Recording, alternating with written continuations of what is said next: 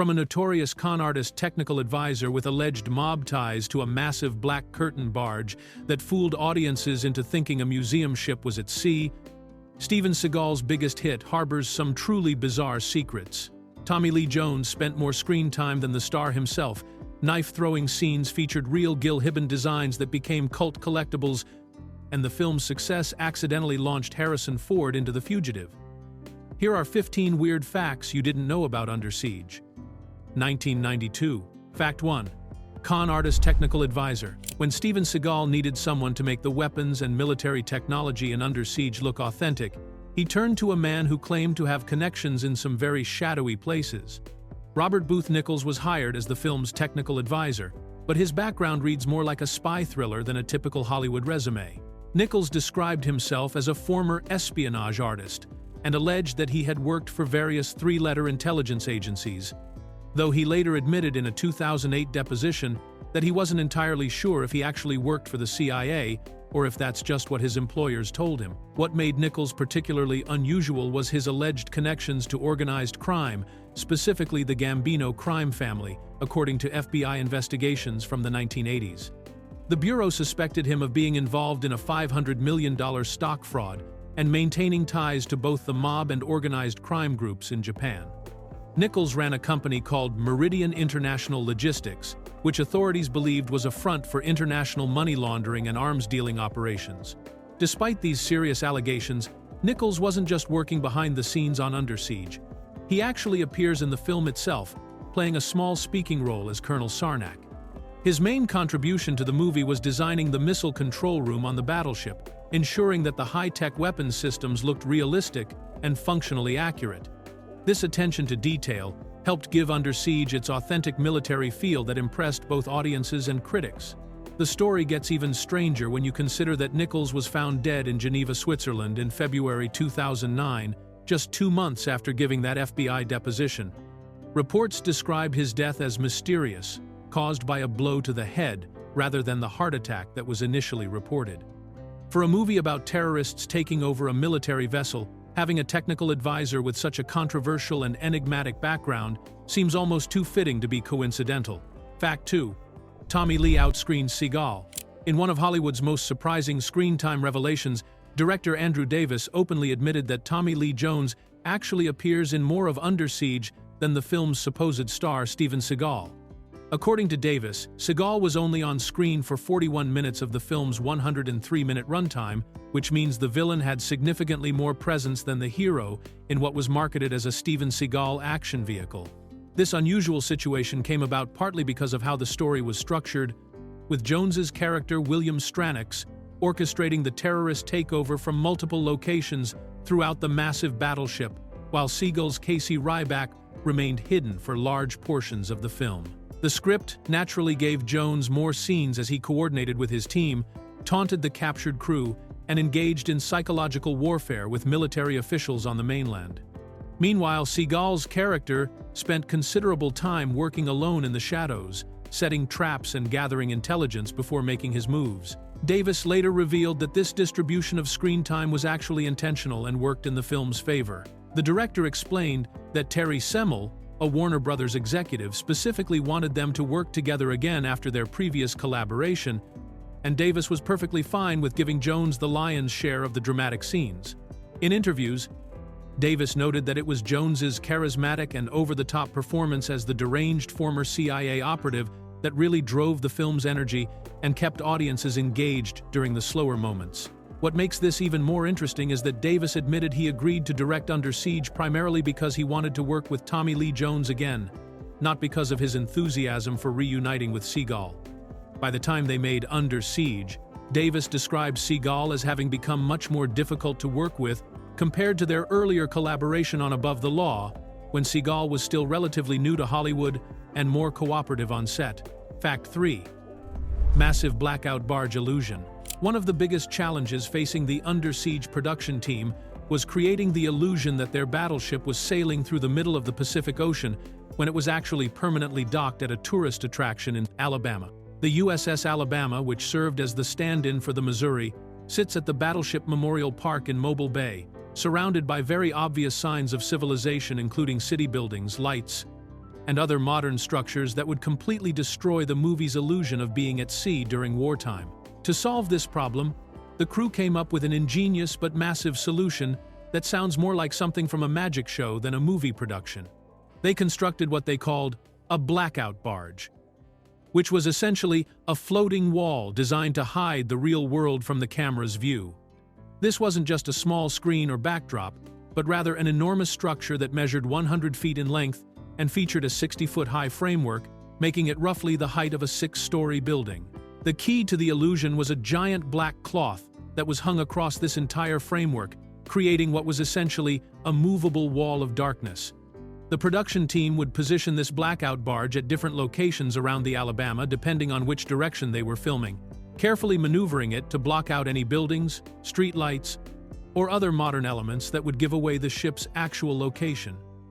The barge operators had to constantly adjust its position throughout filming to maintain the illusion from every camera angle. This elaborate system allowed the filmmakers to shoot scenes that made audiences believe they were watching events unfold on a battleship in the middle of the ocean, when in reality they were looking at a museum ship that hadn't moved from its dock in decades.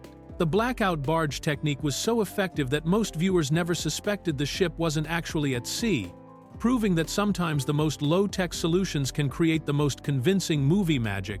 Fact 4. Navy hair regulations. Cut ponytail.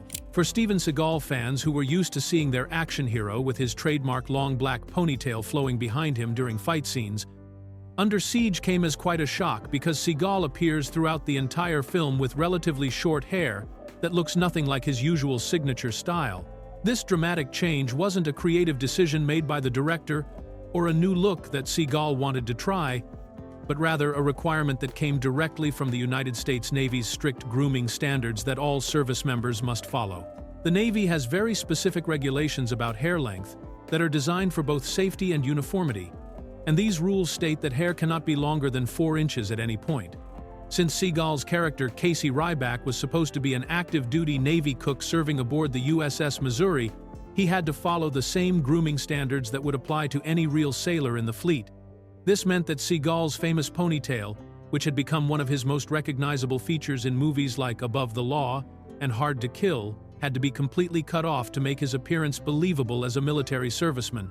What makes this particularly interesting is that Seagal's long hair had become such an integral part of his screen persona that many fans considered it as important to his image as his martial arts skills or his distinctive way of speaking. The ponytail had appeared in virtually every one of his previous films and was often featured prominently in fight scenes, sometimes even becoming part of his fighting style as opponents would grab it during combat sequences. The hair regulations also affected other aspects of the film's authenticity, as military advisors noted that while Seagal's hair met Navy standards, many of the other actors playing sailors in the background still had hair that was too long or styled in ways that wouldn't actually be permitted on a real Navy vessel. This attention to detail for the main character while overlooking it for background performers shows how important it was for the filmmakers to make Seagal's military credentials appear legitimate to audiences. Fact 5. Wrong ship, right movie. Throughout Under Siege, audiences watch Steven Seagal battle terrorists aboard what they believe is the famous USS Missouri, but the reality is that most of the movie was actually filmed on a completely different battleship called the USS Alabama. While both ships are impressive World War II-era battleships, they belong to different classes and have distinct differences that sharp-eyed military enthusiasts might notice if they knew what to look for. The USS Missouri is what's known as an Iowa-class battleship, while the USS Alabama belongs to the older South Dakota class, which means they were built to different specifications and have different layouts, weapon configurations, and even different sizes. The Missouri was launched in 1942 and became famous as the ship where Japan formally surrendered to end World War II, while the Alabama was launched earlier in 1942 and served throughout the Pacific Theater before being decommissioned in 1947. The reason for this ship swap was purely practical rather than creative. By the time filming began in 1991, the real USS Missouri was still on active duty and preparing for its final voyage to decommissioning, which meant it wasn't available for an extended movie production that would require crews, equipment, and controlled access for weeks or months. The Alabama, on the other hand, had been serving as a museum ship at the Battleship Memorial Park in Mobile, Alabama since 1964, making it much more accessible for filmmakers who needed to control the environment and schedule. The production did manage to get some authentic footage of the real Missouri for the opening sequence, which shows the ship at sea during what was actually its final active voyage before being decommissioned in March 1992. After those opening shots, however, virtually every interior corridor, deck scene, kitchen sequence, and action moment was filmed aboard the Alabama while it remained safely docked in Mobile Bay. The substitution was so seamless that most audiences never realized they were watching two different ships, proving that the Alabama served as a very convincing stand-in for its more famous sister vessel. Fact 6. Harrison Ford's career launcher. In one of Hollywood's most unexpected career connections, Steven Seagal's biggest action movie success directly led to Harrison Ford landing one of his most memorable roles in a completely different film. When Ford was considering whether to accept the lead role in The Fugitive, he decided to watch Under Siege as part of his research process, specifically because he wanted to see the work of Andrew Davis, who had already been attached to direct the Fugitive adaptation of the classic television series. Ford was so impressed by Davis's direction in Under Siege that he immediately committed to starring in The Fugitive, which would go on to become one of the biggest hits of 1993 and earn 7 Academy Award nominations, including Best Picture. This decision proved to be pivotal for both Ford's career and for Davis, who went from directing a Steven Seagal action movie to helming a major studio thriller that would establish him as one of Hollywood's top action directors. What makes this connection even more interesting is that Tommy Lee Jones, who played the villain in Under Siege, was also cast as the relentless U.S. Marshal pursuing Ford's character in The Fugitive. This casting choice worked out incredibly well for Jones, as his performance in The Fugitive earned him the Academy Award for Best Supporting Actor and catapulted him to A-list status in Hollywood. Davis later revealed that 9 actors from Under Siege ended up appearing in The Fugitive, creating an unusual talent pipeline between the two films. Davis himself acknowledged that Under Siege served as his audition tape for The Fugitive, saying that the success of the battleship thriller directly led to him getting the opportunity to direct the Harrison Ford vehicle. The director noted that he was grateful for the chance to work with Seagal again, despite some difficulties on set, because it ultimately opened the door to what many consider his greatest directorial achievement. Ford's decision to use Under Siege as a way to evaluate Davis's skills shows how one successful action movie can create unexpected opportunities and connections that reshape multiple careers in ways that nobody could have predicted. Fact 7. Erika Eleniac's Playboy connection. In one of Under Siege's most clever bits of metacasting, there's a scene early in the film where a naval officer shows a copy of Playboy magazine to a fellow crewman, and eagle-eyed viewers who pause at just the right moment will discover that the magazine actually features Erika Eleniac herself as the centerfold. This wasn't just a random coincidence or a last-minute prop choice, but rather a deliberate decision by the filmmakers to blur the line between Eleniac's real-life modeling career and her fictional character in the movie. Eleniac had been selected as Playboy's Miss July 1989, which was the exact same title that her character Jordan Tate claims to hold in the film's dialogue. When Jordan introduces herself to Steven Seagal's character after emerging from the birthday cake, she specifically identifies herself as Miss July 89, creating a perfect match between the actress's actual accomplishments and her character's background story. This connection goes deeper than just a simple casting coincidence, as it demonstrates how the filmmakers were willing to incorporate Eleniac's real-world fame into the movie's plot in a way that made her character feel more authentic and grounded. Rather than creating a completely fictional backstory for Jordan Tate, the writers chose to have her background mirror Eleniac's actual experience as a Playboy model, which helped explain why she would be hired to perform at a military celebration and jump out of a cake for the entertainment of the crew. The decision to use the actual magazine featuring Eleniac also shows the level of detail that the production team put into even the smallest props and background elements. Instead of using a generic magazine or featuring a different model, they went to the trouble of securing the rights to use the specific issue that would create this inside joke for observant viewers. This kind of attention to detail helped make Under Siege feel more connected to reality, even though it was clearly a larger-than-life action movie with an outrageous premise about terrorists taking over a battleship. Fact 8. Gil Hibben's signature knives. The throwing knives that Steven Seagal's character Casey Ryback uses with deadly precision throughout Under Siege weren't just random props picked up from a hardware store, but rather custom-designed weapons created by Gil Hibben, one of America's most respected and legendary knife makers. Hibben, who was born in 1935 and had been crafting knives since the 1950s, brought his decades of experience and expertise to create weapons that would look authentic and perform realistically on camera. What makes this collaboration particularly interesting is that Hibben's work on Under Siege was just the beginning of his long relationship with Hollywood action movies. After creating Ryback's signature knives, Hibben went on to design some of the most iconic weapons in action cinema history, including the massive survival knife that Sylvester Stallone wielded in Rambo 3 and the follow-up Rambo film in 2008. His designs became so popular and recognizable that they spawned an entire industry of replica weapons that fans could purchase. Hibben's Hollywood career expanded even further when he became the official armorer for the Star Trek franchise, earning him the nickname Klingon Armorer for his work creating the elaborate alien weapons that appeared throughout the various Star Trek movies and television shows. His fantasy knife designs have appeared in over 37 different films and television productions, making him one of the most prolific weapons designers in entertainment history.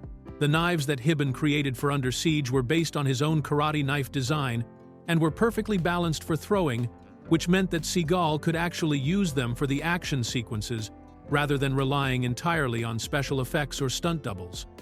These weren't just decorative props but functional weapons that could be thrown accurately and would stick into targets reliably. The success of these designs led to mass-produced versions being sold by United Cutlery, allowing fans to own their own versions of the knives that helped make Under Siege's action scenes so memorable and realistic-looking. Fact 9. Patrick O'Neill's final performance. Under Siege holds the bittersweet distinction of being the final film performance for veteran actor Patrick O'Neill, who played Captain Adams, the commanding officer of the USS Missouri, who becomes one of the first victims of the terrorist takeover. O'Neill's career spanned 5 decades, making his appearance in this Steven Seagal action movie a poignant end to a long and distinguished acting career that had included everything from Broadway theater to classic Hollywood films. O'Neill was born in Ocala, Florida in 1927 and had built his reputation as a versatile performer who could handle both heroic leading man roles and sophisticated villains with equal skill.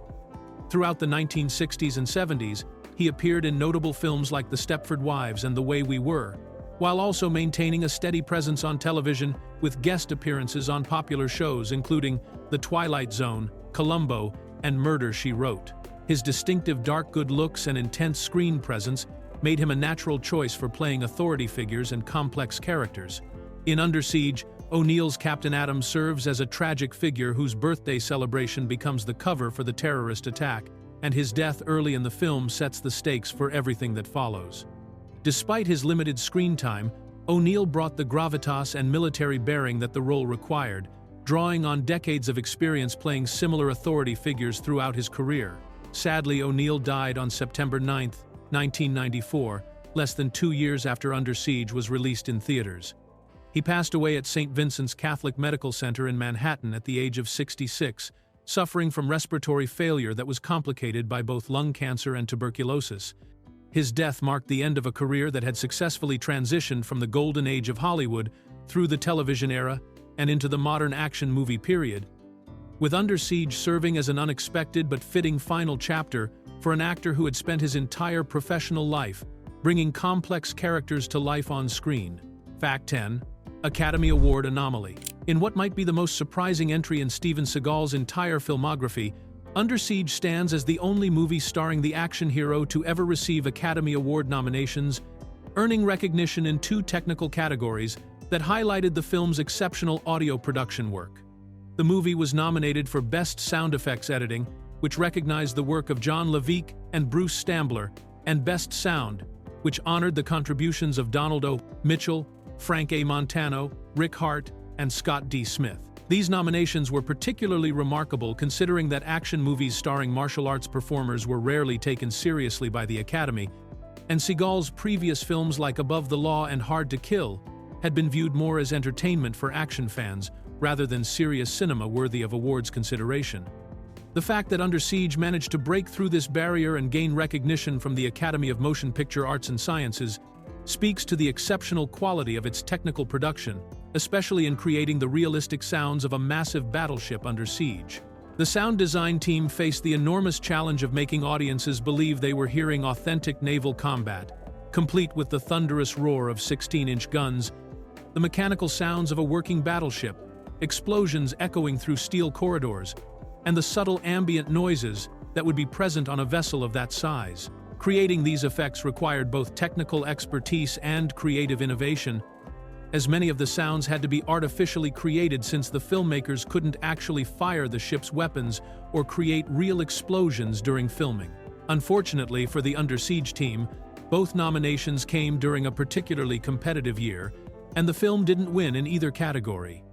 The Best Sound Effects Editing Award went to Bram Stoker's Dracula, while The Last of the Mohicans took home the prize for Best Sound. Despite not winning, the nominations themselves represent a unique achievement in Seagal's career, marking the only time that the Academy recognized one of his films as worthy of consideration alongside the year's most prestigious productions, something that never happened again in his subsequent decades of filmmaking. Fact 11.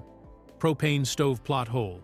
One of Under Siege's most glaring technical errors occurs during a seemingly innocent scene where a sailor informs Casey Ryback that there's a fire in the kitchen, and Ryback tells him to take his pies out of the oven before they burn. When the camera shows the sailor removing the pies, careful viewers can clearly see that he's lifting them out of an oven that has propane gas burners, which reveals a significant mistake that would never occur on an actual US Navy vessel. The problem with this scene isn't just a minor detail that only military experts would notice, but rather a fundamental safety issue that goes to the core of how naval vessels are designed and operated.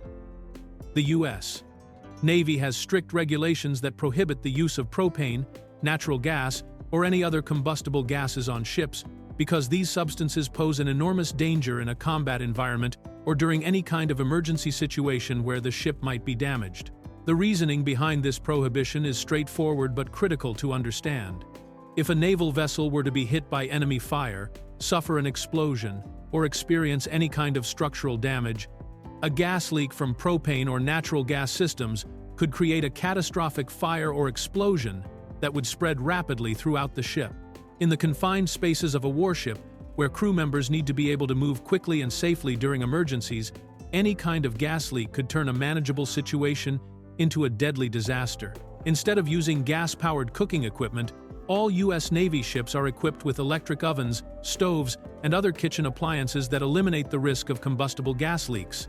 This safety protocol has been standard practice for decades and would have been well established by the time the USS Missouri was in service during the early 1990s when Under Siege takes place. The fact that the filmmakers used what appears to be a standard civilian propane stove in their battleship kitchen set shows that they either didn't consult with naval advisors about this particular detail or overlooked this important aspect of authentic military operations. Fact 12. Real versus fake Missouri. The opening sequence of Under Siege presents audiences with genuine footage of the legendary USS Missouri sailing majestically through the waters toward Pearl Harbor, but this authentic naval footage represents the only time in the entire movie that viewers are actually seeing the real battleship that the story is supposed to take place on. What makes this moment particularly special is that the filmmakers captured the Missouri during what would turn out to be her final active voyage before being decommissioned, creating a historic record of the ship's last days in service. The timing of this footage was remarkable because the real USS Missouri was decommissioned on March 31, 1992, which was just months after Under Siege was released in theaters in October 1992. This means that audiences were watching the ship during her actual farewell tour of duty, adding an element of historical significance to what was otherwise a fictional action movie about terrorists taking over a battleship. After that opening sequence, however, every single scene that takes place on what the audience believes is the Missouri was actually filmed on the USS Alabama, which had been serving as a museum ship in Mobile, Alabama since 1964. This switch from the real ship to the museum ship was necessary because active military vessels simply aren't available for extended movie productions that require controlled access, specialized lighting equipment, and the ability to stage elaborate action sequences over a period of weeks or months. The transition between the two ships was so seamless that most viewers never realized they were watching different vessels, despite the fact that the Missouri and Alabama belong to different classes of battleships and have distinct differences in their design and layout. The production team's ability to make this switch invisible to audiences demonstrates both their technical skill and their understanding of how to use authentic military footage to establish credibility before moving to a more practical filming location where they could have complete control over every aspect of the production. Fact 13. 9 actors jumped to The Fugitive. Director Andrew Davis created an unusual talent pipeline between Under Siege and his next major film, The Fugitive, when he brought 9 actors from the battleship thriller to appear in the Harrison Ford chase movie just 1 year later. This kind of mass actor migration between consecutive films by the same director is relatively rare in Hollywood, where casting decisions are usually made based on specific character requirements rather than director loyalty or previous working relationships. The most prominent actor to make this transition was Tommy Lee Jones, who transformed from playing the psychotic terrorist leader William Stranix in Under Siege to portraying the relentless U.S. Marshal Samuel Gerard in The Fugitive. This casting choice proved to be incredibly successful for Jones, as his performance as Gerard earned him the Academy Award for Best Supporting Actor and established him as one of Hollywood's most sought-after character actors. The role also allowed Jones to show a completely different side of his acting range, moving from a flamboyant villain to a determined lawman with a dry sense of humor. While Jones was the most visible example of this actor crossover, 8 other performers from Under Siege also found roles in The Fugitive, creating an unusual sense of continuity between 2 otherwise completely unrelated films.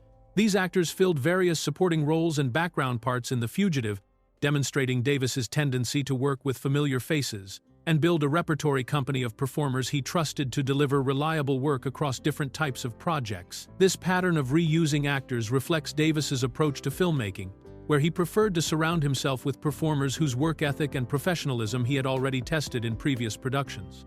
The success of The Fugitive, which became one of the biggest hits of 1993 and earned 7 Academy Award nominations including Best Picture, validated Davis's strategy of building long-term working relationships with actors who could adapt to different genres and character types while maintaining the same level of commitment and skill that had made Under Siege such an effective action thriller. Fact 14. Most successful unscreened film. Under Siege achieved a remarkable distinction in Hollywood history by becoming the most financially successful film ever released, without any advanced screenings for movie critics, ultimately earning over $156 million worldwide, despite the fact that no professional reviewers had seen the movie before it opened in theaters.